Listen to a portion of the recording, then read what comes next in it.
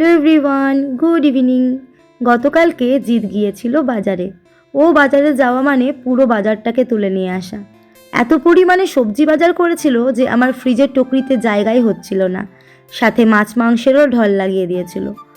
ও কালকে নিয়ে এসেছিল মুরগির মাংস, মাংসের গিলে মেটে স্টমাক, কাতলা মাছ, কাতলা মাছের ডিম আর এই চুনো মাছ। তো কালকে শুধু চিকেনটাই রান্না করা হয়েছিল, বাদ বাকি সব কিছু আমি ধুয়ে টুয়ে ফ্রিজে তুলে রেখেছিলাম ভালো করে। তো আজকে চিকেনটা ছিল, সকালে চিকেন দিয়ে ভাত খেয়ে জিৎ বেরিয়েছিল কাজে, যাওয়ার আগে বলে গেছিলো চুনো মাছের ঝাল আর কাতলা মাছের কারি বানাতে।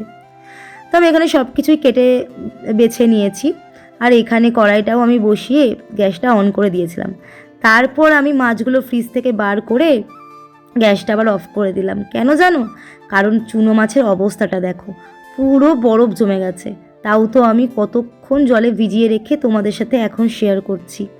আর কাতলা মাছের অবস্থা দেখলে কি বলবো, পুরো বরফে চাং হয়ে গেছে, যে একটা সিঙ্গেল মাছ আমি ছাড়াতে পারছি না। জিৎ অনেক আশা করে আছে আমার হাতের এই খাবারগুলো খাবে, খুব ভালোবাসে আমার হাতের এই খাবারগুলো খেতে। ও যদি এসে দেখে এখনও রান্না হয়নি, খুব কষ্ট পাবে।